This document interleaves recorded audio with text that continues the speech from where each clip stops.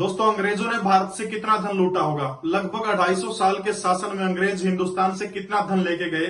भारत के प्रसिद्ध अर्थशास्त्रियों ने जो इसके ऊपर ब्यौरा दिया, उस आंकड़े के ऊपर मैं चर्चा करूंगा। पिछले दिनों आपने देखा होगा, अंग्रेजों की महारानी एलिजाबेथ जो है द्वितीय का निधन हो गया। अब एक दिलचस्प बात आपको बताता हूं। महारानी ने हिटलर को देखा, जापान के ऊपर परमाणु हमले को देखा, चीन का बायो वेपन देखा, लेकिन महारानी ने नहीं देखी एक चीज, और वो चीज थी एचएसएससी सीईटी का एग्जाम। खैर, मलाल तो होगा महारानी का को काश की ये सीईटी का एग्जाम जो है मैं देख पाती, लेकिन क्या करें, कोई इलाज नहीं है। खैर, महारानी के मरने से अंग्रेजों को बहुत सारा नुकसान हुआ है। यूनाइटेड किंगडम जो है वहां के लगभग 4.5 बिलियन स्टर्लिंग जो नोट जो है उन नोट को चेंज करना पड़ेगा। बहुत सारे देशों की मुद्रा बदल जाएगी, जैसे कनाडा है, ऑस्ट्रेलिया है, न्यूजीलैंड है, ब्रिटेन है। इन देशों की मुद्रा के ऊपर जो महारानी का फोटो जो था हटके इंग्लैंड का जो नए राजा बने हैं उस राजा की जो है फोटो आ जाएगी। अब उसी सवाल के ऊपर मैं आता हूं कि अंग्रेजों ने हिंदुस्तान से कितना धन लूटा होगा। जी हाँ, भारत के ऊपर एक मुगल बादशाह थे जो शासन किया करते थे, जिनका नाम था मोहम्मद जहरुद्दीन बाबर। बाबर जो है, बाबर ने मुगल वंश की स्थापना की थी। उसके बाद ठीक एक चौथा राजा वहां पर आता है जिसका नाम है नरूद्दीन मोहम्मद जहांगीर। एक दिन क्या होता है, जहांगीर का जन्मदिन होता है और जहांगीर के जन्मदिन के ऊपर उसको सिक्कों से तोला जा रहा है। और ये नजारा देख रहा है एक अंग्रेज, जिस अंग्रेज का नाम टॉमस रो है। इतिहास में आपने पढ़ा होगा। टॉमस रो बिल्कुल पास के अंदर बैठा, वो देख रहा है कि शहंशाह यानी जो राजा जो है जहांगीर जो है, जहांगीर को सोने के सिक्कों में तोला जा रहा है। एक साइड जहांगीर को बैठाया गया है, दूसरी साइड सोने के सिक्के रेशमी थैले के अंदर रखे हुए हैं। और वो सिक्के, जब उनका वजन जो था लगभग 250 पाउंड था, और 250 पाउंड के लगभग सोने के सिक्के निकाल करके गरीबों के अंदर बांटने का काम किया था। ये देख करके टॉमस रो हैरान रह जाता कि हिंदुस्तान के अंदर कितनी दौलत होगी जब एक बादशाह के वजन के बराबर सिक्के तोल करके गरीबों में उनके जन्मदिन के ऊपर बांटे जा रहे हैं। टॉमस रो बादशाह के दरबार के अंदर घुटनों के बल पर बैठता था, और घुटनों के बल पर बैठते बैठते लगभग 3 साल उसको लगे। और उस 3 साल के अंदर साल आती है 1618। उस 1618 के अंदर क्या करता है कि सूरत में व्यापार करने की अनुमति टॉमस रो यानी ईस्ट इंडिया कंपनी को मिल जाती है।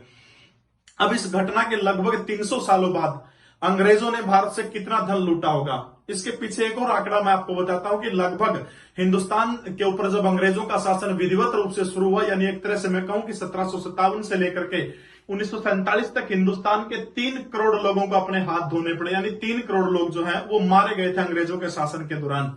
दूसरी महत्वपूर्ण चीज आपको एक बात बताता हूं, आलमगीर मोहम्मद औरंगजेब का नाम आपने सुना होगा।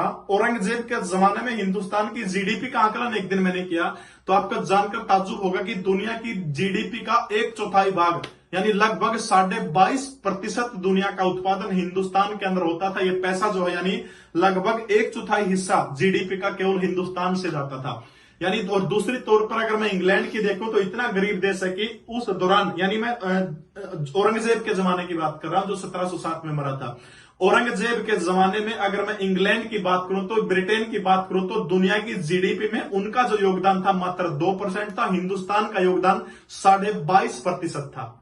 भारत के 2 प्रसिद्ध अर्थशास्त्री हुए हैं, एक तो प्रोफेसर अमर्त्य सेन जिनको नोबेल पुरस्कार मिल चुका है, दूसरा 1991 से 1996 के अंदर भारत के अंदर आर्थिक उदारीकरण लेके आने वाले डॉक्टर मनमोहन सिंह।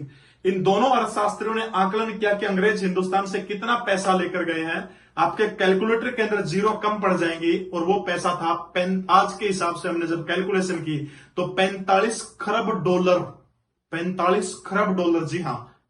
ये पैसा अगर मैं आपको शुद्ध भाषा के अंदर, देसी भाषा के अंदर बताने का काम करूं तो हिंदुस्तान के अंदर जितने हॉस्पिटल हैं, जितने स्कूल हैं, जितने मंदिर, मस्जिद, चर्च, गुरुद्वारे, ये सारे के सारे तोड़ करके दोबारा से नए बनाए जा सकते हैं। उसके बावजूद भी बहुत सारा पैसा बच जाएगा। इतना पैसा अंग्रेज जो है हिंदुस्तान से लेकर के गए हैं।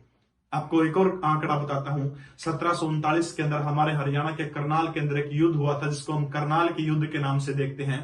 मोहम्मद शाह रंगीला और दुरानी वंश का एक शासक जिसका नाम नादिर शाह है, नादिर शाह और रंगीला के बीच में जो युद्ध 1739 के अंदर हुआ था, उस युद्ध के बाद मोहम्मद शाह रंगीला को डरा करके अहमद शाह अब्दाली का ये वंशज, ये पूर्वज काम क्या करता है, लगभग 143 अरब डॉलर रुपए हिंदुस्तान से लूट के लेके जाता है। 143 अरब डॉलर, इतने रुपए हिंदुस्तान से लूट के ले जाता है। आप हिंदुस्तान का सोच सकते हैं कि इस देश को क्यों सोने की चिड़िया कहा जाता था। खैर, समय की बात है। जो अंग्रेज ड्रेस पहनते थे, अंग्रेजों के जनरल होते थे, या भी जो अंग्रेज अधिकारी हिंदुस्तान के अंदर आकर के अपनी जो ड्रेस पहनते थे, आज जिस ड्रेस को पहनने से भारत के लोग घरों के अंदर दुबक कर चले जाया करते थे कि लाट साहब उस ड्रेस को पहने बिहार रहे हैं, उस ड्रेस को आज राम बैंड वाले उस ड्रेस की शोभा बढ़ा रहे हैं। इस समय की बात है। तो दोस्तों, आपको स्टोरी कैसी लगी कमेंट। भारत माता की